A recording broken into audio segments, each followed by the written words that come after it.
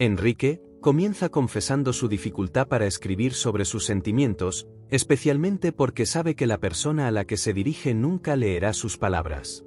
Aunque su amigo Víctor y su madre creen que escribe bien, a él le cuesta creerlo. Su madre lo ha animado a contar todo lo que ha vivido en los últimos años, pero le resulta extraño hacerlo.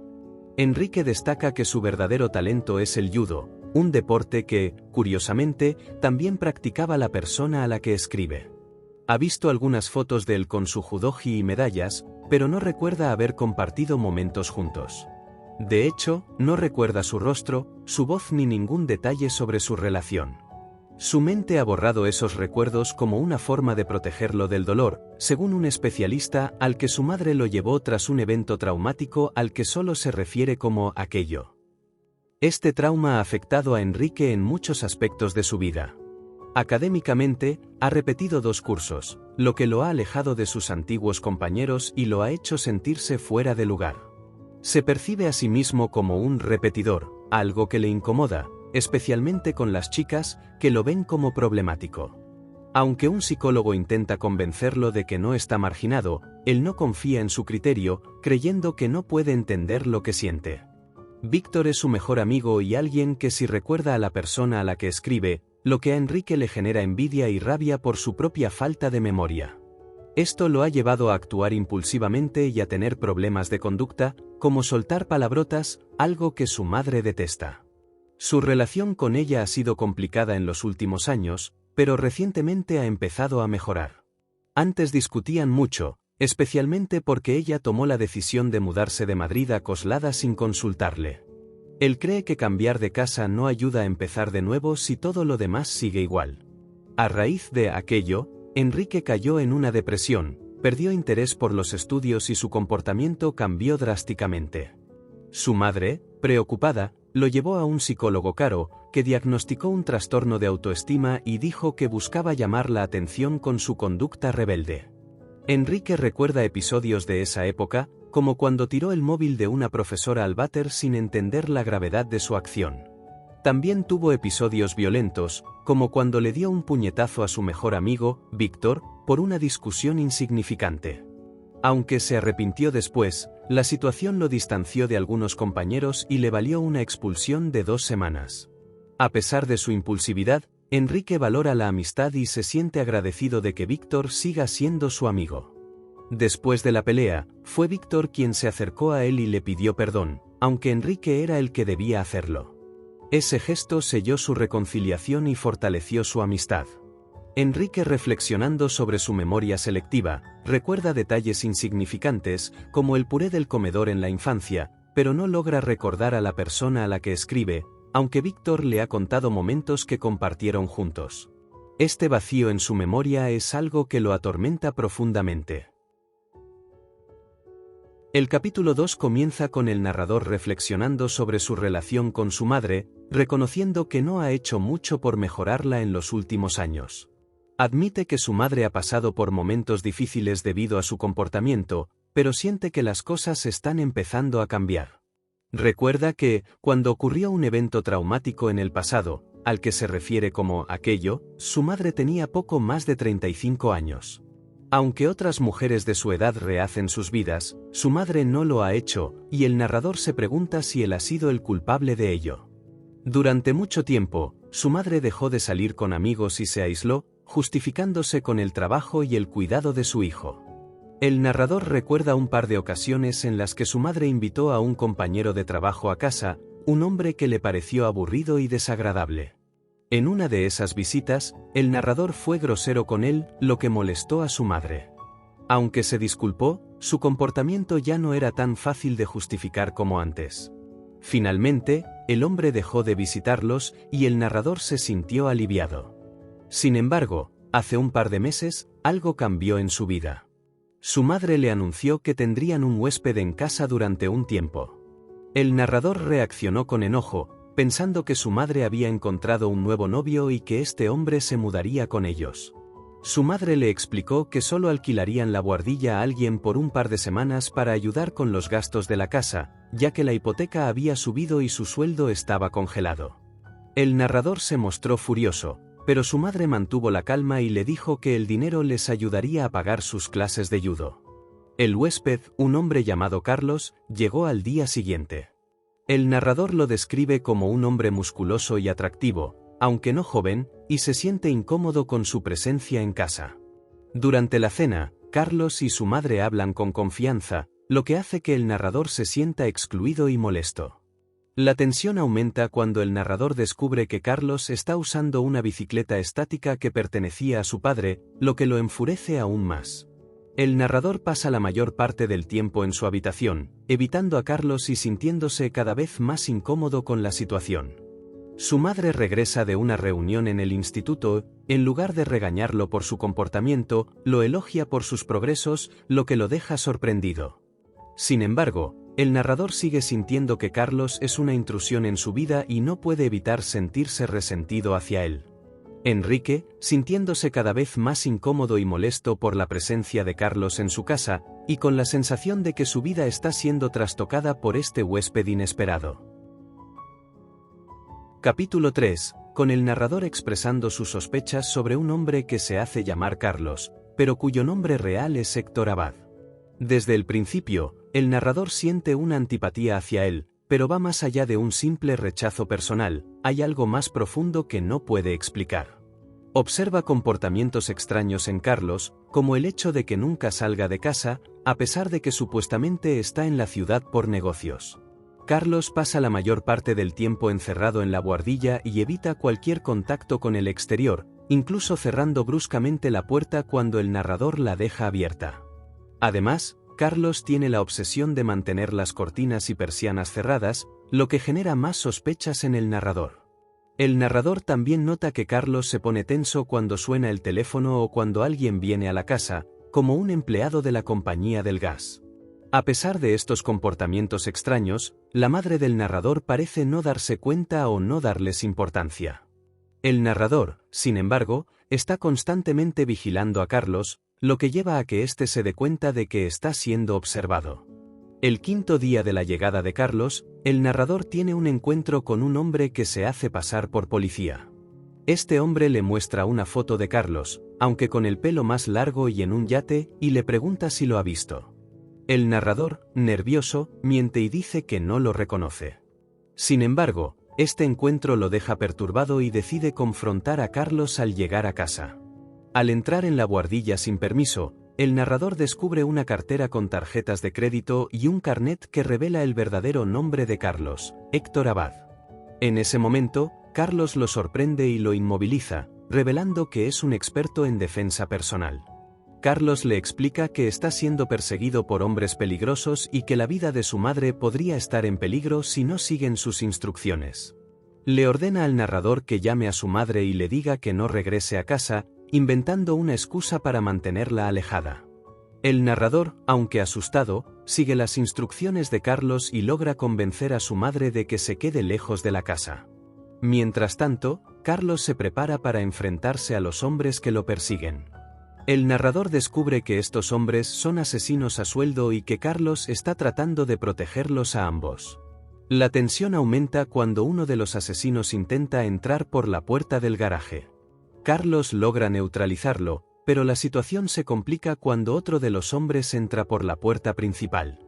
En medio del caos, Carlos y el narrador logran escapar en el coche de la madre, con Carlos advirtiéndole al narrador que no mire atrás.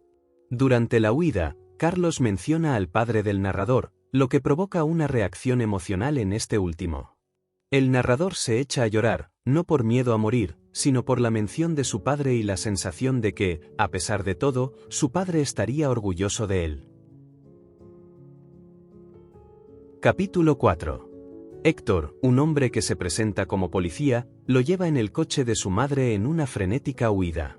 El coche sale disparado del garaje como si fuera un vehículo de carreras, mientras Héctor demuestra ser un conductor experto pero claramente perseguido. Su urbanización es un laberinto, lo que complica la huida. A pesar de las órdenes de Héctor de no moverse, el joven intenta ayudarle indicándole el camino, aunque con los nervios comete errores.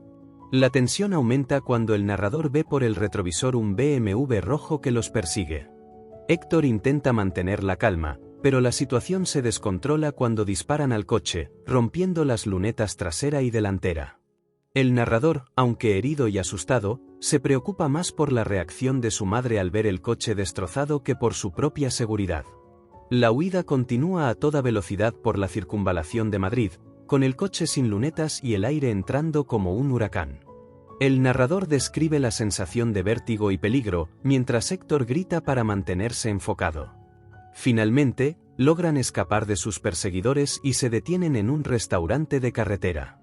Allí, Héctor hace una llamada en clave utilizando el teléfono de Enrique, revelando que forma parte de un programa de protección de testigos.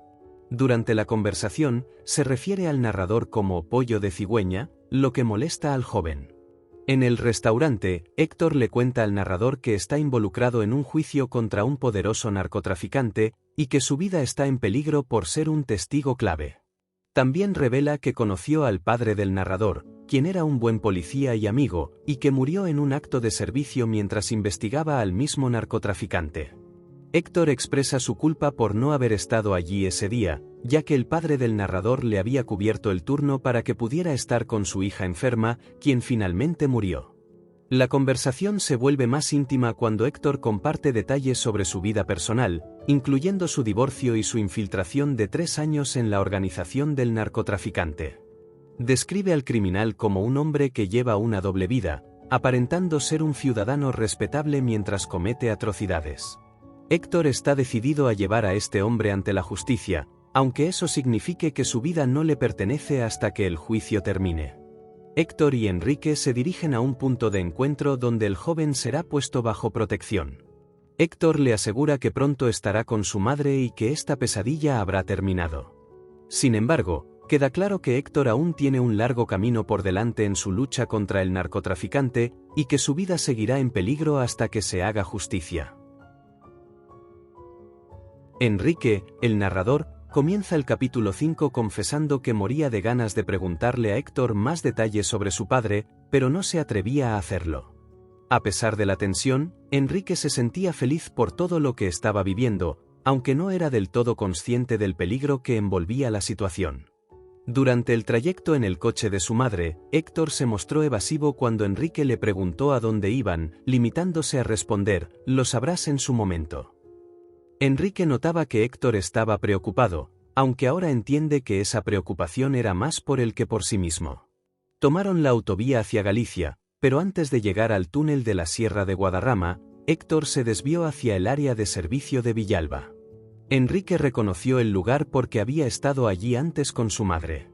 Héctor condujo con precaución, dando un rodeo por la zona de aparcamiento de camiones y autobuses, algo que Enrique atribuyó a la necesidad de pasar desapercibidos, especialmente porque el coche sin lunetas traseras llamaba mucho la atención. Héctor le explicó a Enrique que los recogerían en media hora, pero apenas terminó de hablar cuando hizo un gesto que denotaba inquietud. Enrique le preguntó qué pasaba, y aunque Héctor intentó restarle importancia, finalmente admitió que un Mercedes enorme con cristales tintados, aparcado entre un camión y un autobús, no le gustaba nada. Enrique dedujo que no era de la policía, y Héctor confirmó que no lo era, aunque no descartaba que les hubieran seguido. Sin embargo, estaba seguro de que no los habían detectado durante el trayecto. Minutos después, un hombre bajó del Mercedes y comenzó a caminar hacia ellos. Enrique lo vio a través del espejo retrovisor y alertó a Héctor. Pronto, un segundo hombre salió del coche, lo que indicaba que había 3 personas involucradas. Héctor decidió que era momento de huir, pero no en coche, ya que el Mercedes los atraparía fácilmente. Le ordenó a Enrique que siguiera sus instrucciones al pie de la letra y que no mirara atrás. Bajaron del coche y caminaron hacia la cafetería, intentando parecer un padre y su hijo. Enrique, siguiendo las indicaciones de Héctor, adoptó una actitud seria y distante. Una vez dentro de la cafetería, Héctor lo llevó a los servicios, donde localizó una ventana por la que escaparon a un patio lleno de cajas de botellas. Desde allí, caminaron tranquilamente hacia el aparcamiento de camiones, donde Héctor se acercó sigilosamente al Mercedes. Héctor confrontó al conductor del Mercedes, un hombre calvo y corpulento, y lo obligó a entregarle su pistola, cartera y esposas. Enrique observó todo desde cierta distancia, temblando de miedo y curiosidad. Héctor esposó al hombre a un camión y luego le gritó a Enrique que subiera al Mercedes. Aunque inicialmente dudó, Enrique obedeció y se abrochó el cinturón rápidamente. Héctor arrancó el coche y salieron a toda velocidad del área de servicio, justo cuando los otros dos hombres salían de la cafetería y corrían hacia ellos. Durante la huida, Héctor llamó a un contacto usando el teléfono de Enrique. Habló en clave, mencionando una frase de guerra y paz, y expresó su furia al descubrir que había un topo infiltrado en su organización. La persona al otro lado de la línea le aseguró que resolverían el problema, pero Héctor no estaba convencido. Decidió dirigirse al norte, hacia Asturias o Cantabria, y anunció que se llevaría a Enrique con él, a pesar de las protestas de su contacto. Enrique, indignado por ser llamado «pollo de cigüeña», le gritó a Héctor que no lo dejaría atrás y que estaba dispuesto a seguir adelante con él. Héctor, sorprendido por la determinación de Enrique, sonrió y decidió que lo llevaría consigo. Finalmente, arrojó el teléfono por la ventana para evitar ser localizados, lo que enfureció aún más a Enrique. A pesar de la tensión, Héctor bromeó sobre comprarle un nuevo teléfono y prometió no volver a llamarlo «pollo de cigüeña». Capítulo 6. Enrique relata los acontecimientos que siguen a su encuentro con Héctor, un hombre que parece conocer muy bien a su familia y en particular a su padre. Héctor le cuenta a Enrique detalles sobre un peligroso narcotraficante conocido como Rocky Balboa, un alias que le fue dado debido a su obsesión con las películas de Rocky. Este hombre, según Héctor, tenía un cine privado en su mansión donde veía las películas de Rocky diariamente, lo que reflejaba su estado mental alterado y su fascinación por el personaje. Héctor explica que Rocky Balboa era el responsable de la muerte del padre de Enrique, y que él mismo estuvo a punto de ser asesinado en lugar de su padre. Este hecho lo llevó a infiltrarse en la organización de Rocky durante 3 años, ganándose su confianza como chofer y luego como guardaespaldas. Aunque en varias ocasiones tuvo la oportunidad de matar a Rocky, Héctor decidió no hacerlo, ya que quería verlo enfrentar la justicia y ser condenado por sus crímenes. Durante el viaje, Héctor revela que no están yendo al norte, como inicialmente le había dicho a Enrique, sino a un lugar secreto para evitar que Rocky, quien posiblemente tiene acceso a las comunicaciones de la policía, los localice. Héctor planea comunicarse con las autoridades a través de un canal seguro, utilizando un código sencillo, LIAME, que es email al revés. El viaje los lleva a Oróspeda, un pequeño pueblo en las montañas, donde Héctor tiene conexiones con una familia local. Allí, Enrique conoce a Martín, un hombre de campo, su esposa Ariche, una mujer de rasgos exóticos, y sus hijos, Jorge y Teisa. Teisa, una chica de 16 años, inicialmente ignora a Enrique, pero su presencia y personalidad llaman su atención. La familia los recibe con hospitalidad, y Ariche se encarga de curar una herida que Enrique tenía en la mano. Mientras tanto, Teisa y Jorge le hacen varias preguntas, lo que pone a Enrique en una situación incómoda. Aunque intenta mantener la compostura, se siente abrumado por la curiosidad de los hermanos y por la situación en la que se encuentra. Finalmente, Héctor y Martín esconden el coche en un cobertizo para evitar ser descubiertos, y la familia se prepara para cenar. Enrique, aunque confundido y nervioso, comienza a sentirse más cómodo en este nuevo entorno, pero aún tiene muchas preguntas sin responder sobre lo que está sucediendo y por qué Héctor lo ha llevado hasta allí. Enrique está a salvo, al menos por el momento, pero tiene la incertidumbre de lo que vendrá después en este lugar remoto y misterioso. Capítulo 7. Enrique narra: me desperté muy avanzada la mañana, desorientado y sin reconocer al principio dónde estaba. La habitación era extraña, y por un momento dudé si todo lo que había ocurrido la noche anterior había sido un sueño. La luz entraba tenuemente a través de la persiana bajada, iluminando apenas mi ropa, que estaba sobre una silla. Al recordar los eventos de la noche anterior, me incorporé de un salto, apoyándome en el cabecero de la cama. La conversación con Héctor en ese mismo dormitorio vino a mi mente de repente, y me di cuenta de que había demasiadas novedades para asimilar en tan poco tiempo. La noche anterior, durante la cena, había empezado a sentir un cansancio abrumador en brazos y piernas, como si me pesaran. Ariche, la mujer de Martín, se dio cuenta y sugirió que me mostraran mi cuarto. Aunque intenté negar mi agotamiento, Tanto Ariché como Martín sonrieron, notando mi fatiga. Fue entonces cuando Martín mencionó que me parecía mucho a mi padre, lo que me hizo olvidar momentáneamente el cansancio. Le pregunté si había conocido a mi padre, y Martín, sorprendido, le preguntó a Héctor si no me había contado nada aún. Héctor respondió que quería asegurarse de que estuviera preparado antes de revelarme ciertas cosas. Martín me contó que él y mi padre habían sido compañeros en la policía, lo que me dejó atónito. No podía creer que tantas cosas estuvieran ocurriendo en un solo día.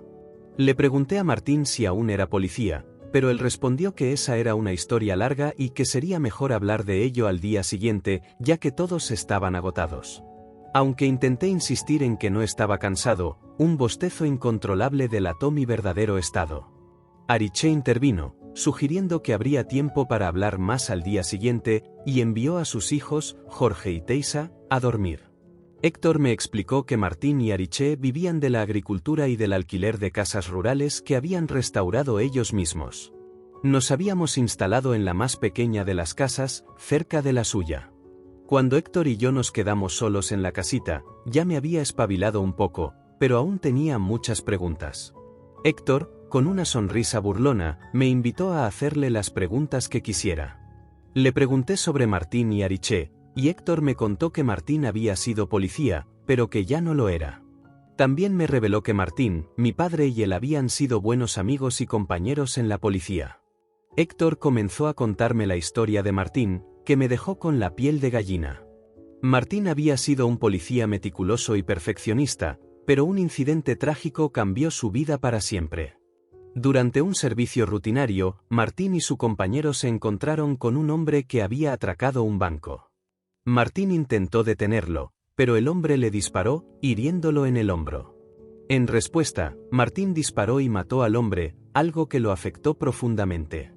Descubrió que el hombre tenía una esposa y una hija pequeña, y, movido por su conciencia, decidió dejar la policía y mudarse al pueblo donde vivía la viuda. Allí, se presentó ante ella y le confesó que él había matado a su marido. La mujer, Ariché, le respondió que si no lo hubiera matado él, lo habría hecho alguien más. Con el tiempo, Martín y Ariché se enamoraron y se casaron, adoptando a Teisa, la hija del hombre que Martín había matado. Héctor también me contó que Ariché era de origen mexicano, y que su padre había emigrado a México antes de regresar a España con su esposa. Ariché se había casado con un hombre violento y problemático, pero afortunadamente, él la abandonó poco después de que naciera Teisa. Martín, al conocer a Ariché, se enamoró de ella y decidió quedarse en el pueblo, donde comenzó una nueva vida como agricultor y dueño de casas rurales. La historia me dejó con muchas preguntas y emociones encontradas. Me costó dormir esa noche, pero al final el cansancio me venció. Al despertar a la mañana siguiente, me encontré en una habitación que no era la mía, desorientado y con la mente llena de pensamientos sobre todo lo que había aprendido. Cuando salí a la plaza, noté la ausencia de mi teléfono móvil y entré en la casa principal, donde encontré a Héctor trabajando en su ordenador portátil. Mientras esperaba a que terminara, observé los detalles del salón, que estaba decorado con elementos mexicanos, incluyendo un cuadro de la Catrina, una calavera vestida de mujer que me llamó la atención. Héctor me explicó que la Catrina era una representación satírica de los indígenas que intentaban imitar las costumbres europeas. Héctor me informó que había estado en contacto con mi madre y que había acordado que me quedaría con él hasta que tuviera que declarar en el juicio, lo cual ocurriría en menos de 10 días. Me pidió que le escribiera a mi madre todos los días por correo electrónico, y accedí, aunque me sentía incómodo con la situación. Más tarde, Ariché llegó con ropa nueva para nosotros, y Héctor me aseguró que se encargaría de todos los gastos. Martín regresó a casa, y Héctor me explicó que debíamos mantener un perfil bajo para no llamar la atención, ya que los hombres de Rocky Balboa no sabían dónde estábamos. Jorge, el hijo de Martín y Ariché, me invitó a jugar futbolín con sus amigos esa noche, y aunque al principio dudé, finalmente accedí, sintiendo que poco a poco me estaba integrando en su mundo. Héctor, su tutor, no pone objeciones cuando le pide permiso a Enrique para salir con Jorge y sus amigos el viernes. Sin embargo, Héctor le advierte que tenga cuidado y no se meta en líos, algo que Enrique asegura que es su especialidad, pasar desapercibido. Aunque, en realidad, Siente que todo a su alrededor conspira para que sea todo lo contrario. Enrique reflexiona sobre cómo, a pesar de sus esfuerzos por no llamar la atención, siempre termina involucrado en situaciones complicadas, especialmente en el instituto. Cuando Ariché, una mujer que vive con ellos, se entera de que Enrique saldrá con Jorge y sus amigos, le pregunta si le gusta jugar al futbolín. Al ver la herida en su mano, le ofrece ayudarlo con unas hierbas cicatrizantes. Durante el proceso, Enrique siente un calor intenso en las manos de Ariché y comienza a relajarse profundamente mientras ella le habla. Ariché le dice que tiene un bloqueo emocional relacionado con la muerte de su padre, algo que Héctor le había comentado. Enrique se siente extrañamente tranquilo y reconfortado, pero también confundido por la experiencia. Más tarde, Enrique sale con Jorge y sus amigos al pueblo. El camino está oscuro, y Enrique se siente incómodo, pero Jorge está emocionado. Llegan a un local llamado Los Billares, donde hay varios futbolines. Enrique observa cómo los chicos más jóvenes tienen sus propias reglas no escritas sobre quién puede jugar y cuándo. Aunque Enrique no juega debido a su herida, se divierte observando a los demás. Sin embargo, no puede evitar preguntarse si Teisa, la hermana de Jorge, aparecerá, ya que ella había insinuado que iría. Después de los futbolines, el grupo da una vuelta por el pueblo, que Enrique encuentra aburrido y poco interesante. Sin embargo, Jorge y sus amigos le muestran todo con orgullo. Enrique se siente cada vez más incómodo y comienza a actuar de manera sarcástica, inventando historias sobre su supuesta vida nocturna en Madrid, incluyendo beber y fumar porros. Los chicos parecen impresionados, pero Enrique se da cuenta de que está siendo ridículo y finalmente les confiesa que todo era una broma. Les explica que es deportista y que no bebe alcohol, lo que parece aliviar a los chicos. Más tarde, el grupo va a un botellón detrás del instituto, donde Enrique espera ver a Teisa, pero no la encuentra. El ambiente no le gusta, y decide irse. De regreso a casa, Enrique y Jorge pasan un rato practicando judo en el césped de la plaza, lo que Enrique disfruta. Sin embargo, la llegada de un coche de policía los interrumpe, y Ferran, uno de los amigos, revela que su padre es policía y que debe irse. Al llegar a casa, Enrique se encuentra con Teisa en la cocina. Ella le pregunta cómo le fue con los chicos, y Enrique le cuenta sobre su noche. Teisa le revela que no fue al botellón porque estaba en un ensayo con su grupo de música. Enrique se sorprende al enterarse de que Teisa no tiene novio, a pesar de lo que Jorge le había dicho. Teisa invita a Enrique a un concierto al día siguiente, y él acepta, aunque intenta no parecer demasiado emocionado. Capítulo 9. Enrique despierta después de haber dormido profundamente, aunque le costó conciliar el sueño. Al asomarse a la ventana, observa dos coches aparcados frente a una de las casas rurales. Martín está hablando con una pareja que, por su aspecto de aventureros con ropa de marca, Enrique supone que son huéspedes llegados para el fin de semana. Héctor no está en su habitación, seguramente lleva horas levantado, quizás haciendo ejercicio. Enrique se ducha rápidamente y se dirige a la casa principal, donde encuentra a Héctor en el salón, frente a la chimenea, con un ordenador portátil sobre las piernas. Su aspecto es irreconocible, con una gorra de campo, pantalones de pana y botas de goma, no parece un policía. Está tan concentrado en la pantalla que no nota la presencia de Enrique hasta que éste le da los buenos días. Héctor le explica a Enrique que está escribiéndole a su madre y quiere que hable con ella esa tarde. Aunque inicialmente Enrique se sorprende de que sugiera usar el teléfono, dado que habían acordado no hacerlo, Héctor le dice que no se siente cómodo manteniéndolo alejado de su madre tanto tiempo. Han concertado una hora para que ella llame desde un teléfono público, evitando dejar rastro. Héctor está preocupado por Rocky Balboa, quien, según él, no descansará hasta encontrarlo. En la cocina, Ariché le pregunta a Enrique por la herida de su mano, que ya está cicatrizada.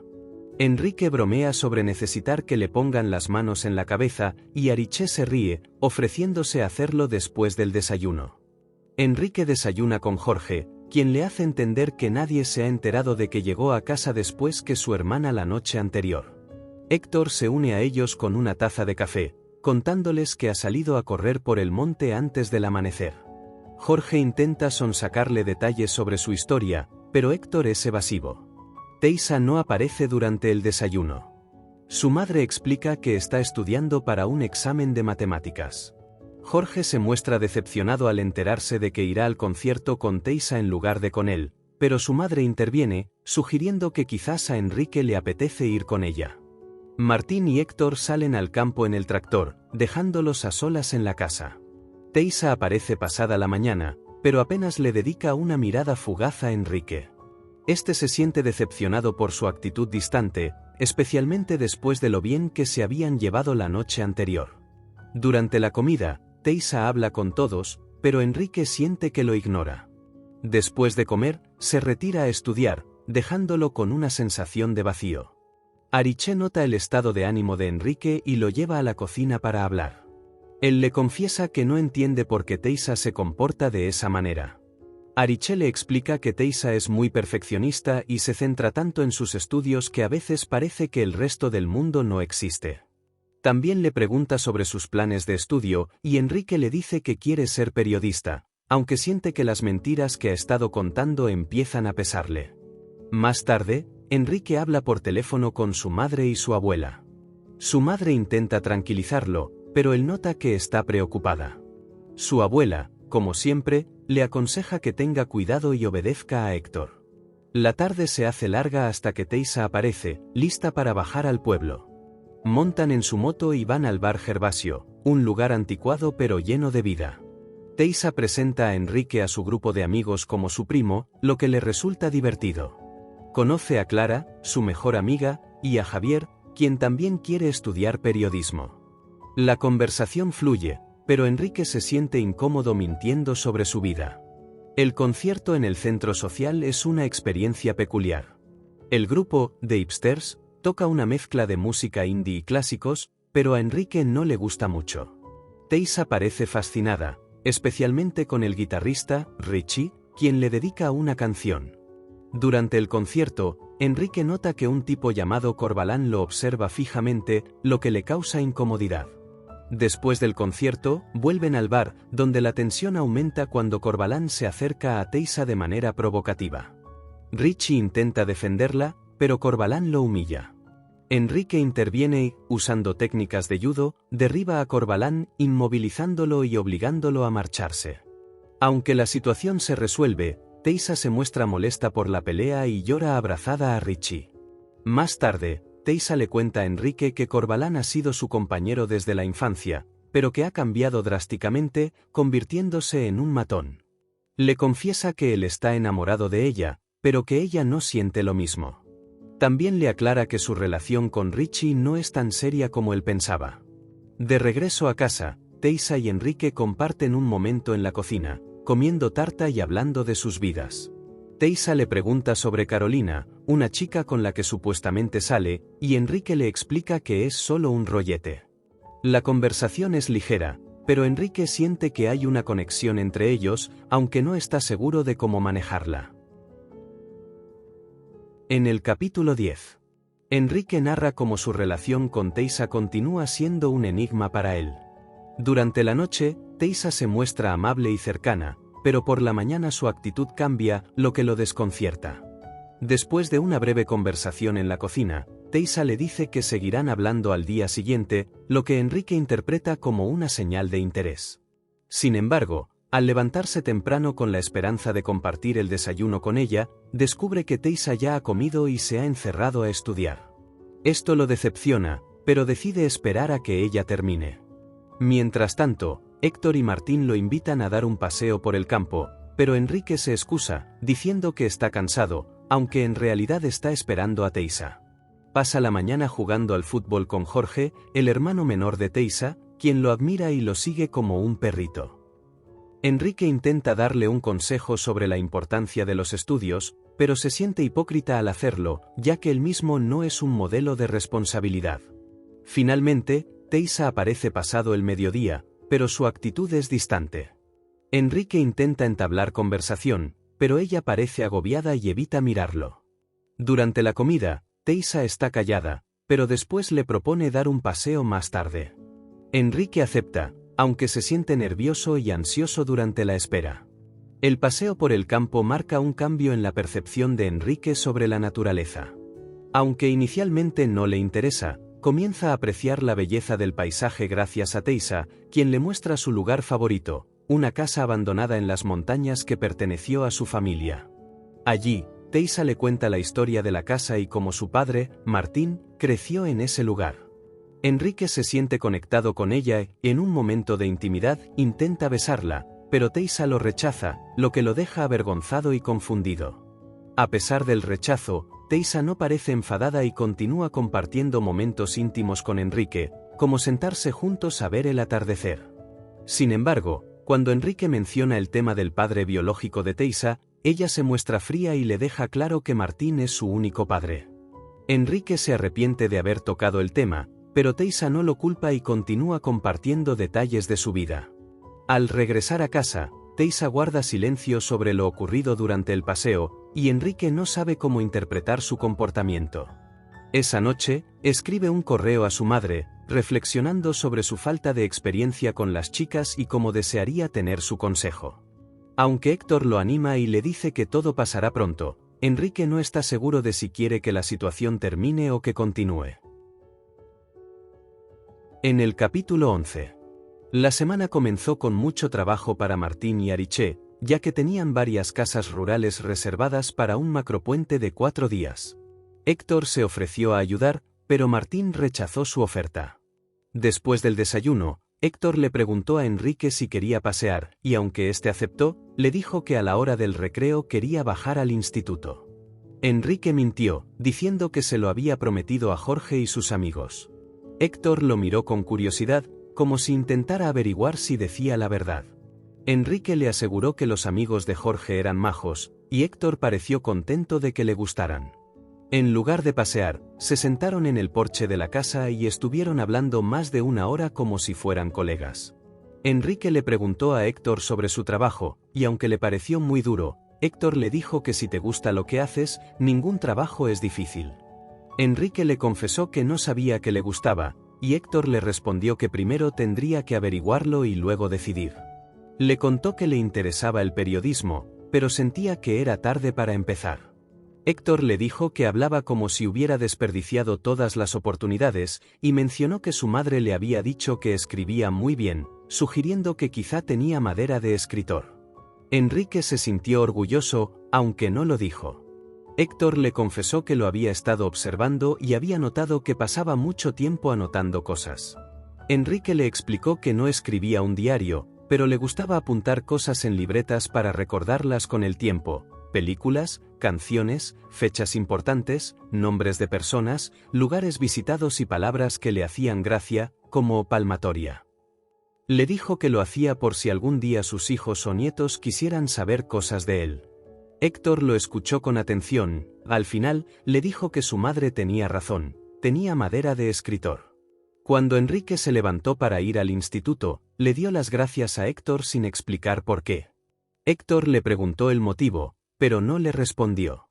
Al alejarse, Enrique le gritó que no se metiera en líos y no llamara la atención.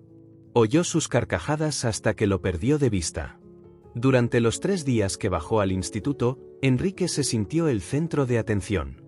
A diferencia de su instituto, allí los alumnos salían libremente y se sentaban en los bancos del jardín. Teisa lo abrazó la primera mañana que bajó, y se unió a Jorge, Richie, Javier, Clara y los demás. Se sintió uno más entre ellos, algo que no experimentaba en su instituto, donde siempre se sentía como un bicho raro.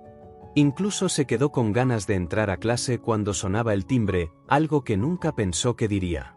Esos días fueron estupendos, aunque a veces Enrique sentía remordimiento al pensar en cómo estaría su madre. Se escribían por correo electrónico varias veces al día, y su relación virtual era muy diferente a la que tenían en casa. Enrique le hizo confesiones que nunca le habría hecho en persona, dándose cuenta de que le resultaba más fácil escribir que hablar. El miércoles por la tarde, Teisa le preguntó a Enrique si quería bajar al pueblo con ella y Clara. Le contó que Clara parecía interesada en él, algo que lo molestó porque no quería que Teisa hiciera de Celestina. Aún así, bajó al pueblo con ellas, dejando a Jorge y sus amigos en los billares. La vida en el pueblo no era tan aburrida como pensaba, aunque la gente siempre lo controlaba. Pasaron la tarde en el bar Gervasio, o Nemesio, nunca recordaba el nombre, donde los paisanos jugaban al dominó y a las cartas. Teisa y Clara lo hicieron sentir incluido en sus conversaciones, aunque a veces se sentía incómodo mintiendo sobre su vida en Coslada. En un momento, Teisa y Clara fueron al baño, y Corvalán, el matón del pueblo, se acercó a Enrique. Lo sorprendió cuando se disculpó por lo ocurrido la otra noche. Le dijo que apreciaba a Teisa y no quería que le pasara nada malo. Aunque al principio desconfió, Enrique aceptó sus disculpas y le dijo que estaban en paz. Corvalán le ofreció una invitación, pero Enrique le dijo que otro día. Cuando Teisa y Clara regresaron, les contó lo sucedido, y ambas se mostraron escépticas ante la idea de que Corvalán se hubiera disculpado. Más tarde, fueron al ensayo de The Hipsters, que se realizaba en una cochera vacía. Allí, Enrique se sintió incómodo viendo a Teisa y Richie juntos, aunque no eran una pareja empalagosa. Clara notó que algo le pasaba y le preguntó si se encontraba bien. Enrique le dijo que estaba cansado, pero Teisa se acercó y le preguntó si quería irse. Decidieron quedarse un poco más, y cuando salieron, Enrique montó en la moto detrás de Teisa, agarrándose a ella para no caerse. Al llegar a casa, ocurrió algo que al principio no pareció importante, pero que terminaría por precipitar los eventos. Al sacar su chaquetón, Enrique sacó instintivamente un móvil del bolsillo. Teisa le preguntó extrañada cómo lo tenía si había dicho que lo había perdido. Enrique se dio cuenta de que no era su móvil, sino el de Clara. Se sintió avergonzado, pero Teisa se rió y dijo que se lo devolverían al día siguiente. Aunque insistió en que no lo había robado, ella lo tranquilizó, diciendo que Clara se alegraría al recuperarlo. El capítulo 12 comienza con Enrique despertando en un jueves nublado, sintiendo una inquietud que presagia eventos desafortunados. Al notar que Héctor ya se había marchado, Enrique se apresura a ducharse y vestirse para ir a la casa de Teisa. Desde su ventana, observa cómo un coche de la policía se detiene frente a la casa de Teisa, lo que lo intranquiliza. Al llegar al salón, encuentra a dos policías hablando con Martín y Ariché, quienes se callan al verlo. Teisa y Jorge observan en silencio desde la puerta de la cocina. Enrique pregunta qué ocurre, preocupado por Héctor, pero los policías le informan que ha sido denunciado por el robo de un teléfono móvil, acusación que Enrique niega rotundamente, afirmando que el teléfono es de Clara, no de Corvalán, quien lo denunció. Enrique se enfurece al darse cuenta de que Corvalán lo ha tendido una trampa, y en un arrebato de rabia, decide huir. Corre sin rumbo fijo, impulsado por la furia y la sensación de injusticia. Tras horas de correr, llega a una casa abandonada donde decide refugiarse. Pasa la noche en vela, lleno de remordimientos y rabia, y al día siguiente, Teisa lo encuentra y le lleva comida. Durante su conversación, Enrique confiesa a Teisa que ha mentido sobre su vida, revelando que no es el estudiante ejemplar que aparentaba ser, sino alguien con problemas académicos y sociales. También le habla de su padre, cuya muerte lo marcó profundamente, y de cómo eso afectó su relación con su madre y su vida en general. Teisa lo escucha sin juzgarlo y le dice que comprende su reacción. Le informa que la denuncia de Corvalán se ha vuelto contra él, ya que los policías han descubierto que era falsa. A pesar de esto, Enrique decide no regresar de inmediato, afirmando que tiene un asunto pendiente que resolver solo. Teisa lo besa y le expresa su apoyo, pero Enrique insiste en que debe enfrentar sus problemas por su cuenta. Finalmente, se despide de Teisa, prometiéndole que regresará esa noche, pero antes debe resolver algo en el pueblo. En el capítulo 13. Enrique regresa al pueblo después de una noche fría y llena de tensiones. Aunque cree tener las ideas claras, en realidad está confundido y no sabe cómo llevar a cabo sus planes. Decide dar una vuelta por el pueblo para calmarse, evitando a Corvalán, a quien considera responsable de sus problemas. Se sienta en un banco donde pasó tiempo con los amigos de Jorge, reflexionando sobre la situación. Aunque no quiere encontrarse con nadie, tampoco planea esconderse. Come unas galletas que Teisa le había dado y disfruta de la sensación de pasar desapercibido entre la gente animada por el puente festivo. Después de caminar un rato, entra en los billares, donde encuentra a Soto, Ferran y Pinilla jugando al futbolín. Estos se sorprenden al verlo y lo abrazan, preocupados por su ausencia. Le cuentan que saben lo que Corvalán hizo y le preguntan si va a denunciarlo. Enrique les explica que no puede, ya que eso traería problemas para él y para alguien a quien aprecia. Les pide ayuda para encontrar a Corvalán, y ellos aceptan sin dudarlo. Después de una breve investigación, localizan a Corvalán en el descampado donde se organiza el botellón. Enrique decide enfrentarse a Corvalán solo, a pesar de las ofertas de ayuda de sus amigos. En el descampado, encuentra a Corvalán rodeado de sus amigos, riendo y actuando como el líder del grupo. Enrique lo sigue cuando Corvalán se aleja para orinar y lo confronta. Corvalán intenta intimidarlo, pero Enrique lo derriba con facilidad. Aunque siente rabia y desea vengarse, se contiene al recordar a su madre y a su padre, cuya imagen aparece en su mente como una voz de razón. En lugar de golpearlo, Enrique obliga a Corvalán a desnudarse y le quita su teléfono móvil, advirtiéndole que si vuelve a molestar a Teisa o a alguien más, se convertirá en una pesadilla para él. Corvalán, asustado, obedece y se marcha. De vuelta en los billares, Enrique no les cuenta todo a sus amigos, pero les muestra el teléfono de Corvalán y les pide que lo entreguen en el retén de la policía, diciendo que lo encontraron en la calle. Ellos aceptan y bromean sobre si Corvalán irá a reclamarlo. Enrique sabe que Corvalán no se atreverá a hacerlo. Enrique regresa a casa de Teisa, donde todos lo esperan con preocupación. Héctor lo recibe con un simple "por fin", y Ariché lo abraza. Jorge está ansioso por hablar con él, pero Enrique lo despide con un comentario sobre el entrenamiento que se perdió. Teisa, sentada en el salón, sonríe al principio, pero luego rompe a llorar. Enrique la abraza y le susurra que todo ha terminado, a lo que ella responde con una sonrisa de alivio. Aunque Enrique no se siente completamente orgulloso de lo que hizo, reconoce que a veces la línea entre la valentía y la cobardía es muy delgada. En el capítulo 14. Enrique aprecia no tener que dar explicaciones constantes sobre sus acciones, algo que siempre lo ha molestado. El sábado, Martín organiza una excursión sorpresa a la casa donde nació, un lugar que ya conocía Enrique gracias a Teisa.